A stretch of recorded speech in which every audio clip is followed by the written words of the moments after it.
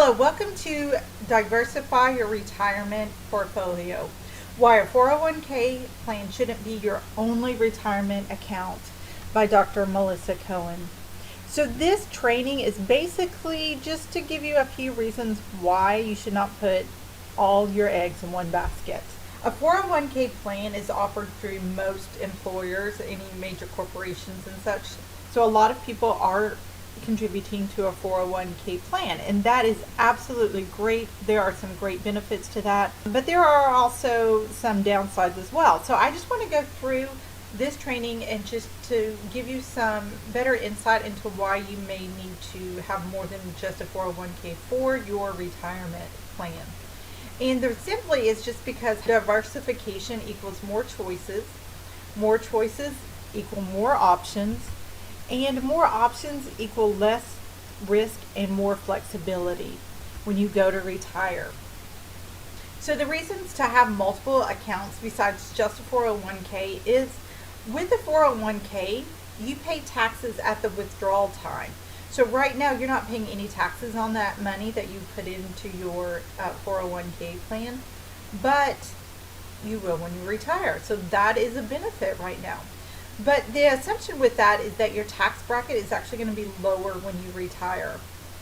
So as you know, you can't predict if tax laws will increase the tax rate in 10, 20, 30 years. So that is a big factor right now, considering the pandemic and such, and all the money that the U.S. government has put into the stimulus checks and the PPP loans and all of that information, and all of that money that the U.S. government has put into the economy to stabilize the economy and give benefits to people. It just means that our debt as a country has gone up significantly. At some point we have to pay it back.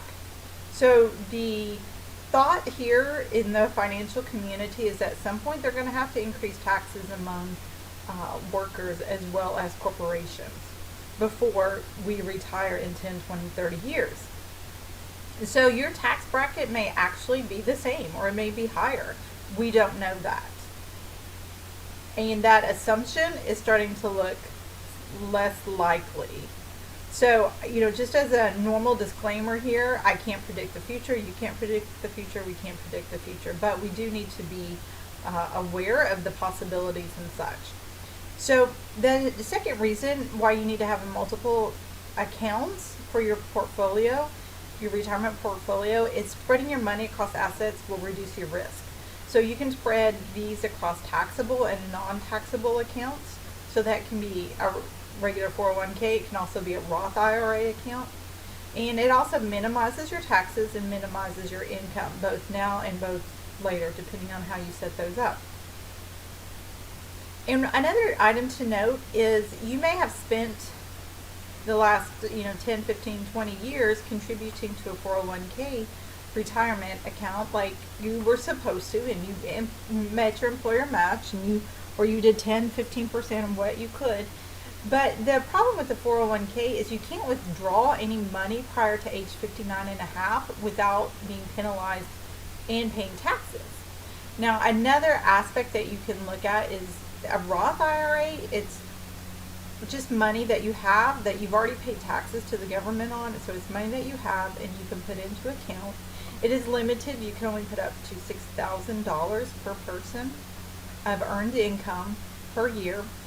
I think at age 50, if you're 50 and older, you can put $7,000 in to that account every year. And that's the same for 2020, and it's the same amount for 2021. But another benefit of a Roth IRA account is that you can withdraw the initial investment amount after 5 years. So if you go ahead and put some money in for 2020, you don't even have to do the full $6,000. Just go ahead and open an account with $100 or $50. And any amount that you put in within the first 5 years, you can withdraw it at any time.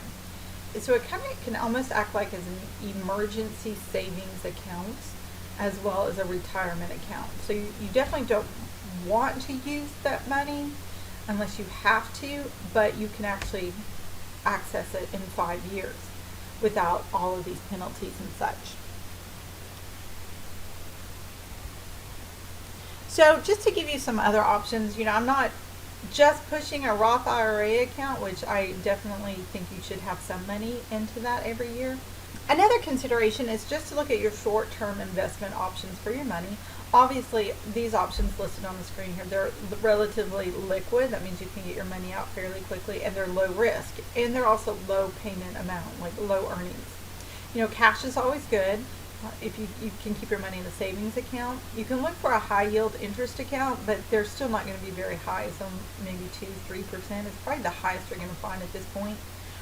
Even looking at my personal accounts, I've got 2 different banks and with different accounts, and they're not paying. I don't think anything's paying over 1% at this point. There's also, you have to keep money in a money market account. It pays a little bit more traditionally than a savings account. And then also a certificate of deposit, a CD. And you can do that with, instead of a 1, 3, 5 year, you may be able to find 6 months as well. I like to stagger those. So if I have just say $100, or some companies have a minimum requirement. You may have to have $1,000. You may have to have $500 as a minimum to put into a CD.